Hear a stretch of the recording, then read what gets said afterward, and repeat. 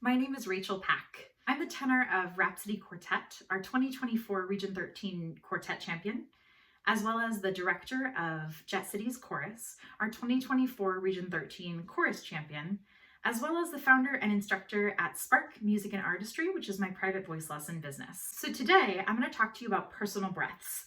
What are they? When are we supposed to use them? And how do we use them effectively? Personal breath, sneak breath, team breath, catch breath, all of these things are the same concept. A personal breath is basically when you are singing your part along with other people also singing your part. You take a breath, the others are still singing, you come back in, which then allows potentially somebody else to take a breath and then come back singing. So you're covering the other people on your same voice part, which means it works great if you need a breath in the middle of a phrase with your chorus, but it doesn't work as well if you're singing in a quartet or singing a solo. For that, there are other solutions. The main concept in taking a personal breath effectively is doing it without being noticed.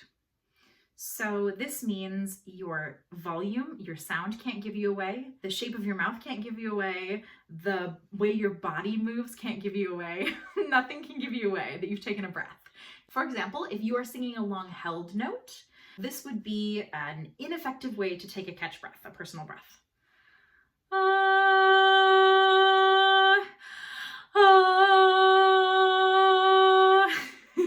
So the breath was audible. The note kind of chopped out of nowhere and then chopped back in, and it wasn't accurate when it came back in. My head moved, showing my breath. My mouth changed, even though I was on the same vowel the same time. Instead, keep your body in character with what you were doing before throughout your breath. Make sure your mouth is showing the same shape. So I'm on an ah, so I'm going to keep it in that ah shape. I'm not going to change to a to breathe. And then finesse the edges a little bit so that when you cut out, it's not quite so ah, but instead ah. And then when you come in, ah, rather than ah. Lastly, make sure your entrance is accurate. For example,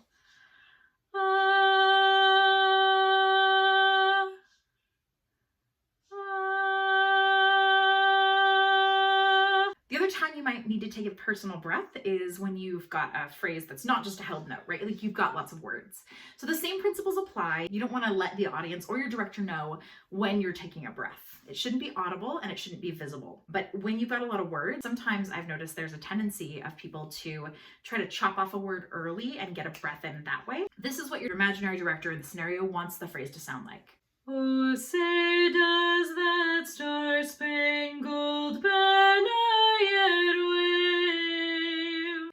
And maybe you're finding it's really difficult to make it through that whole phrase without another breath. So you're like, I'm just gonna stick one in the middle. And we end up with this. Oh, say does that star-spangled banner yet wave? So no matter how smooth your face looks and how silently you took your breath and all of that, you've created a situation where your gold happens before everybody else's gold banner. So we've now got this in the middle of the line. A better option would be cutting out a syllable, a word, or a couple of words. Make sure your mouth is still mouthing whatever you cut out. So for example, oh, say does that star-spangled banner yet wave? I left out gold altogether. I'll do a different one this time.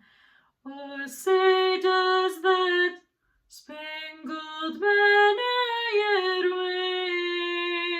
But making sure that it doesn't interrupt the flow of the line overall. Hopefully this was helpful on personal breaths, understanding what they are and how to do them. Again, my name is Rachel Pack, and if you have any questions for me, my information is in the article. Happy practicing!